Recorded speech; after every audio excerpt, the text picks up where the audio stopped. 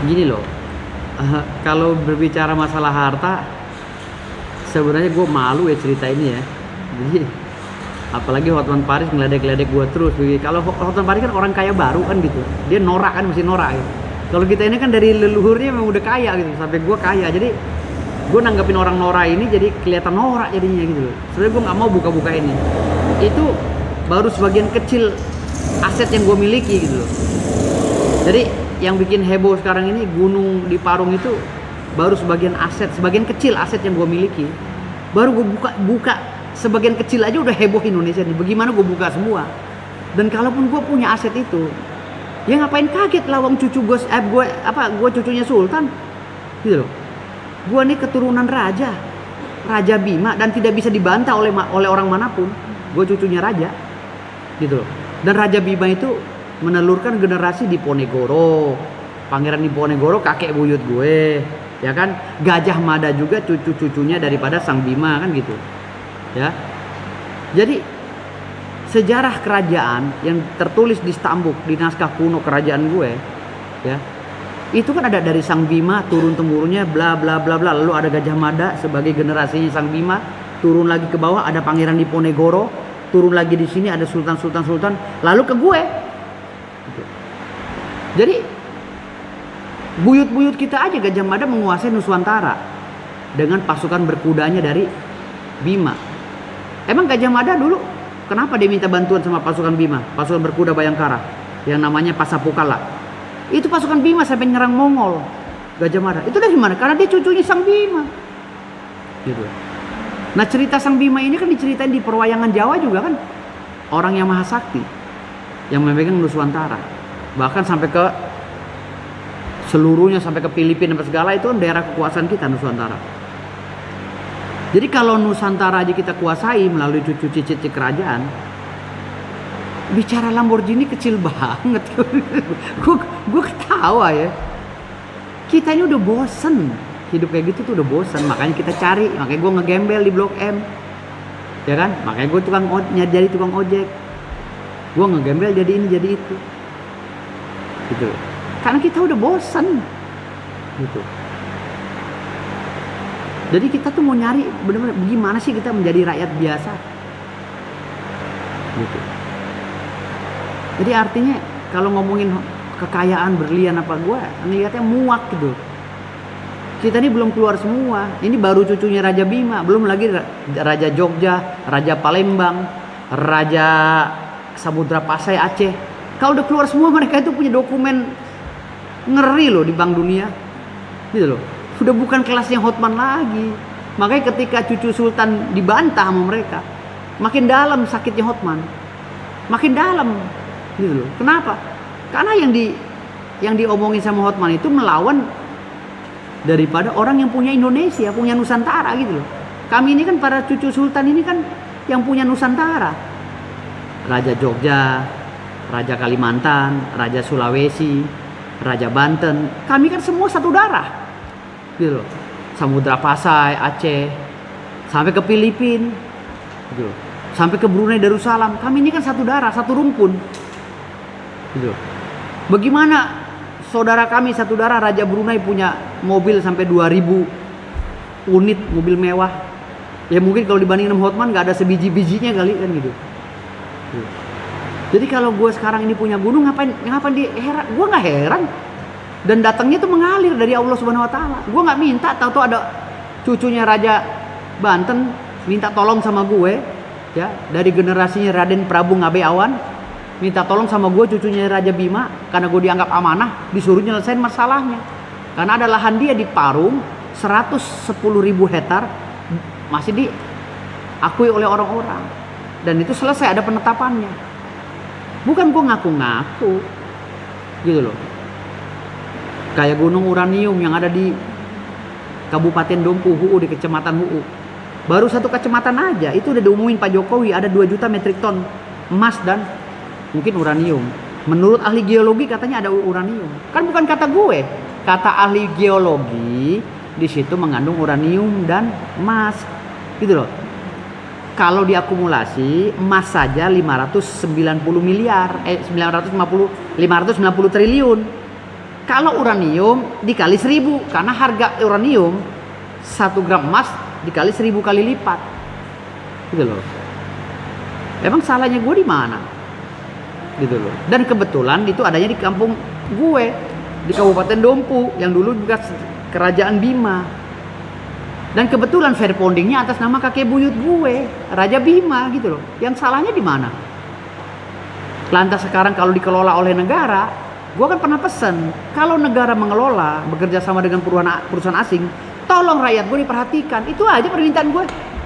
Sebagai cucu raja, itu udah 24 tahun dieksplorasi, belum dieksploitasi sampai sekarang. Ada apa sih? Kenapa belum bisa dieksploitasi? Belum bisa diambil itu kandungan mineralnya begitu maksimal?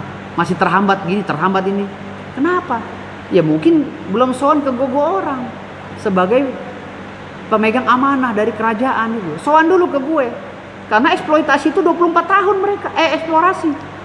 Menurut Undang-Undang Minerba, eksplorasi itu harusnya hanya 10 tahun aja. Ini diperpanjang terus sampai 24 tahun. Nah, ini ada apa? Nah, kearifan lokal tolong dijaga. Mari pengusaha-pengusaha yang mau masuk ke Bima, mau masuk ke Dompu, bicara sama kami sebagai generasi cucu sultan. Barangkali ada solusi, kita doain, kita minta sama leluhur biar dipermudah itu. Gitu loh, biar nggak ada bala gitu. Tapi biar masyarakat percaya, ada bukti konkretnya nggak sih kalau abang punya pemilik gunung di Parung itu? Ada. Deda ambil tas kita sama peta yang di Parung. Ada. Jadi nggak cuma ngomong doang ya bang Indonesia? Ya bukan jadi bantawan juga, karena gue serius, gue kan pengacara. Gue kalau gue nggak mau ngomong tuh, kalau ngomong sama orang murahan, gue kalau senyum gue nggak mau, gue tinggal langsung. Karena gue maunya mau ngomong sama orang mahal gitu loh. Karena gue bukan orang sinting, gue ini orang waras, ya, calon dokter hukum, ya, yang maunya ngomong sama orang waras juga. Kalau hanya gue ini surat, lo sepelein senyum-senyum, nggak kena sama gue tinggal langsung, gitu loh. Kalau gue maunya ngomong-ngomong sama waras, ya, karena gue orang waras, jadi gue ngasih unjuk ini loh, secara waras sih, ini ada penetapan pengadilan, ada petanya, ada apanya, lo jangan ketawa, gitu, ya. Karena gue orangnya orang waras, jadi kalau lo senyum-senyum sama gue, berarti lo bercanda, ini nggak usah ngomong, bubar. Gue maunya ini serius, jangan digoreng-goreng gitu loh. Kalau digoreng-goreng lagi nanti kasihan netizen, dibodoh-bodohin sama lu orang. Gitu. Apa yang gue omongin ini buat pembelajaran lu bahwa di negara kita ini dasarnya alas haknya adalah kesultanan dan kerajaan. Bukan negara ini berdiri ujuk-ujuk Bung Karno mengumandangkan kemerdekaan.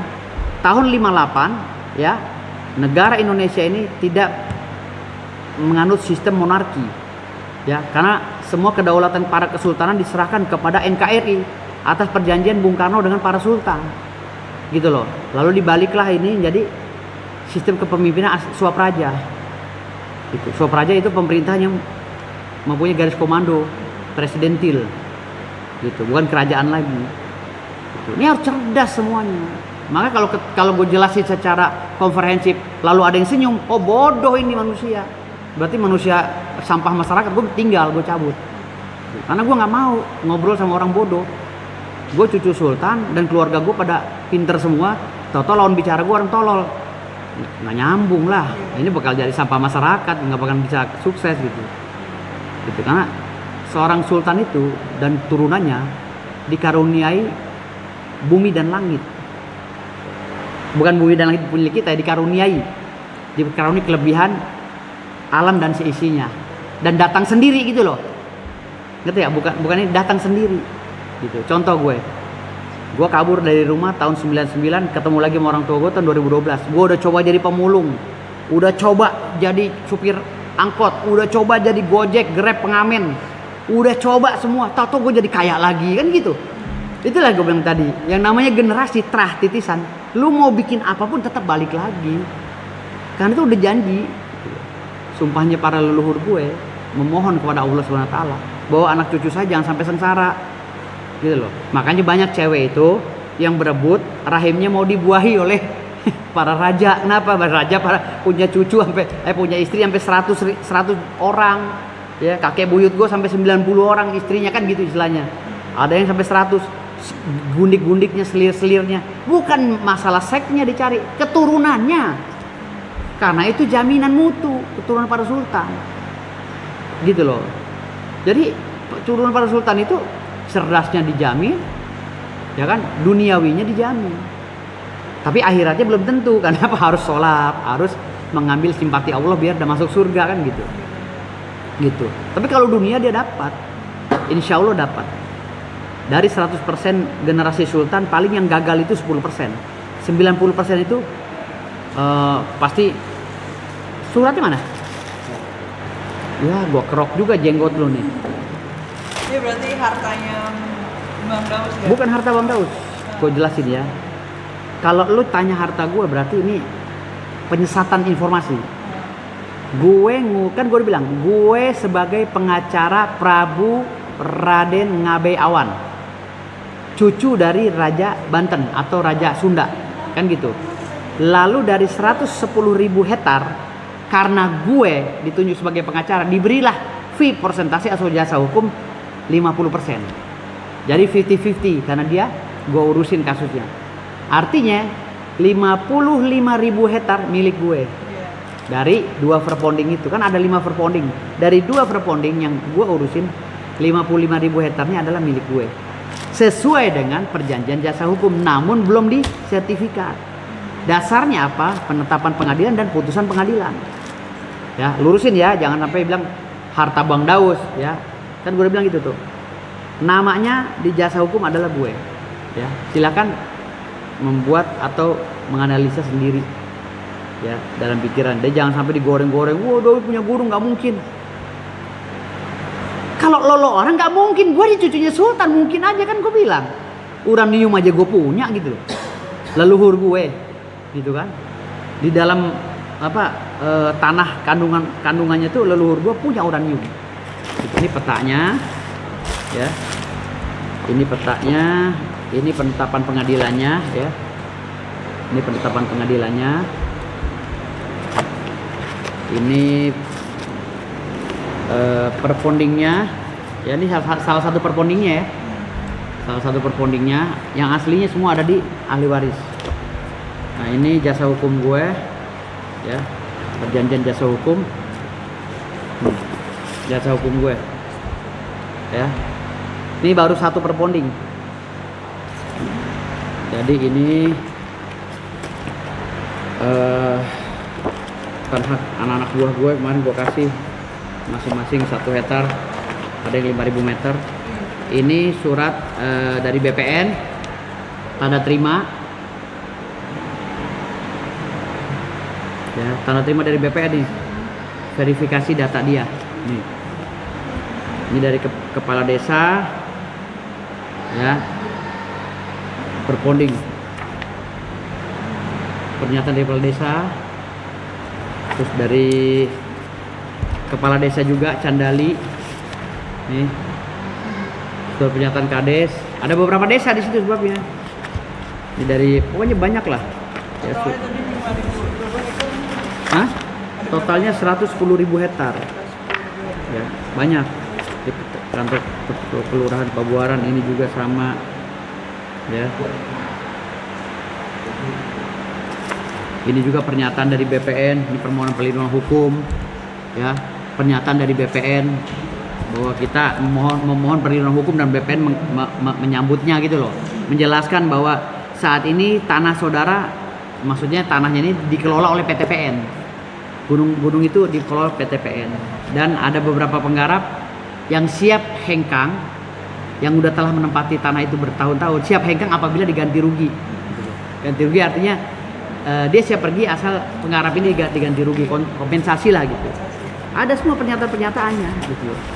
Semuanya ada. Ini putusan pengadilan. Nah, putusan pengadilannya ya tentang waris dari Raden Prabu Ngabe Awan.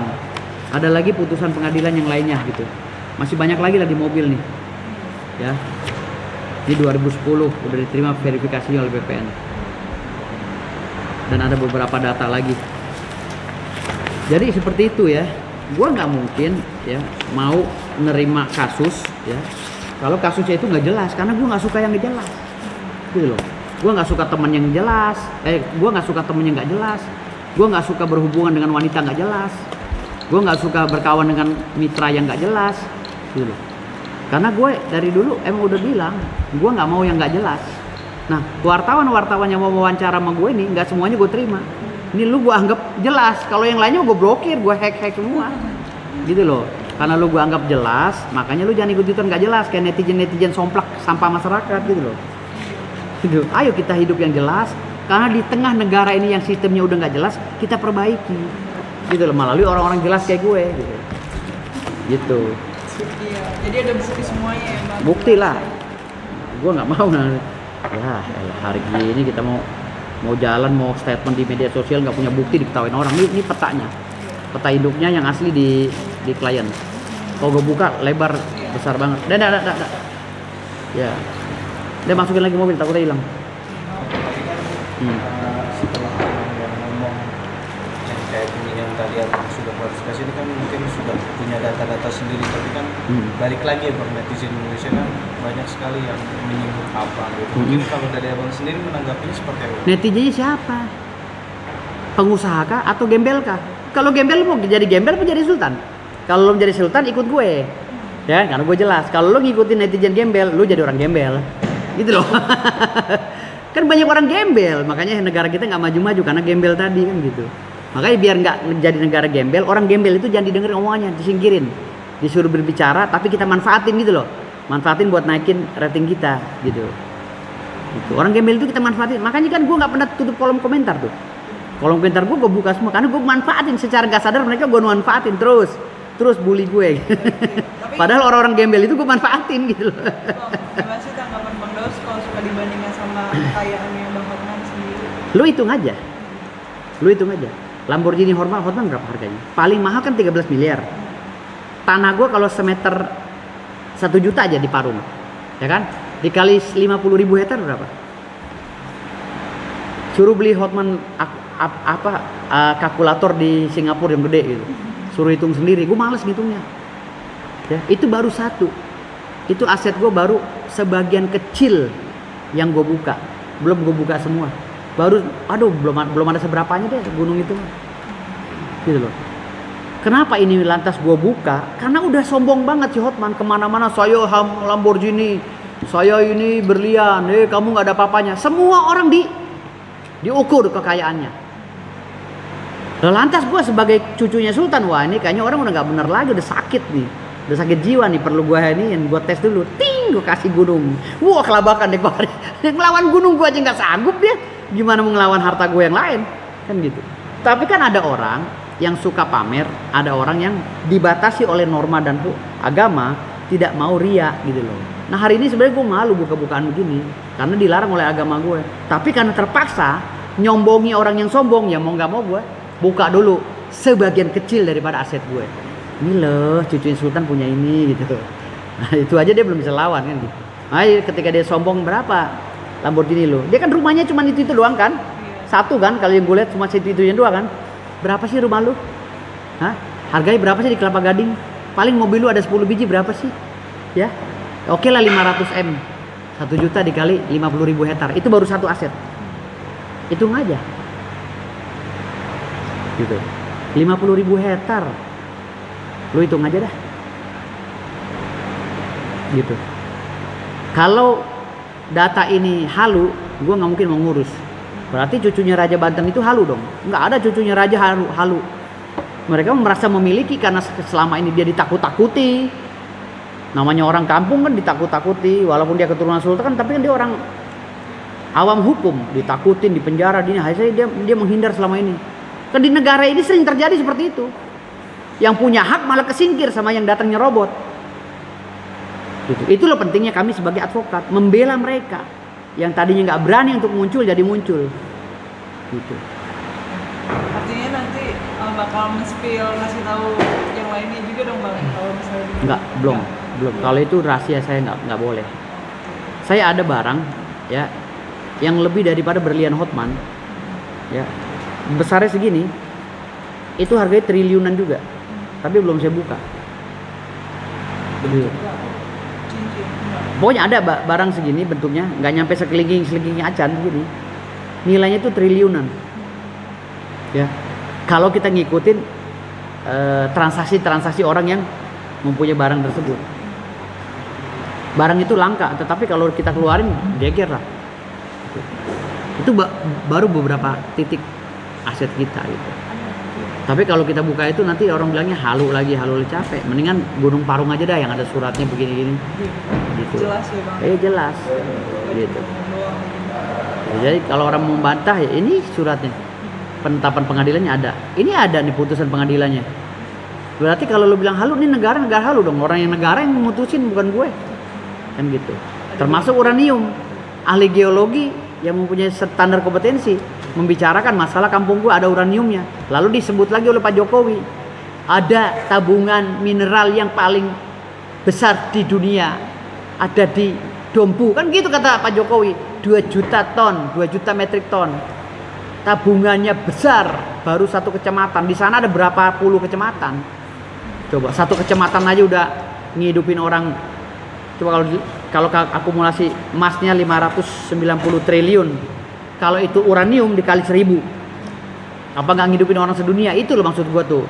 Penjelasan gua secara utuh. Tapi kan kalau Hotman begini, uranium saya hidupin orang sedunia. Susah kalau ngomong sama orang yang standarnya di bawah cucunya Sultan susah. Gua harusnya ngomongnya sama Sultan lagi itu, generasi Sultan ngomong. Tapi kalau ngomong sama orang baru kaya kayak Hotman, berat, dibelokin lagi, dipelintir lagi gitu. Susah. Termasuk presiden kita ini kan cucunya Sultan, cucunya Raja Bima, Pak Prabowo. Masih generasinya di Ponegoro, masih cucunya Raja Bima, Pak Prabowo. Kalau kita kait-kaitkan lagi di Stambuk ya, gue baca nih di naskah kuno. Oh ternyata Pak Prabowo masih generasinya cucunya Sultan Bima, Raja Bima, dari Raja Jawanya ya, gitu. Tapi kan tadi goreng lagi, wah Firdaus ngaku darah dagingnya Prabowo gitu. Jangan digoreng, ini ceritanya, sejarahnya seperti itu turunannya. Karena Nuswantara itu satu sama lainnya nyambung, gitu loh, dari kerajaan Campak, dari kerajaan ini, Samudra Pasai, Sumatera dan lain-lain, semua sampai ke timur. Itu nyambung pertalian darahnya dari nikah silang. Gitu. Tapi kalau kita goreng-goreng lagi, gua nggak percaya sama kerajaan. Dasar lu apa? Dulunya raja nih, belum suap raja. Ini raja. Jangan lu tinggalin. Ada perjanjian antara NKRI dengan kesultanan. Perjanjiannya antara Bung Karno dengan para raja. Itu semuanya udah disahkan. Gitu loh. Makanya pada saat resolusi PBB, syarat untuk mendirikan negara itu harus ada uangnya. Uangnya dari mana? Bukan dari Bung Karno saja, dari raja-raja di Nusantara. Mereka lomba-lomba naruh keris, naruh apa buat kolektoral, yang penting negara kita ada anggarannya. Itulah dasarnya anggaran kita punya gitu loh. Dulunya anggaran kita nggak ada gitu. Gitu ya. Bang Daud, ini terakhir Tisu dong, tisu. Gua ada laler loh.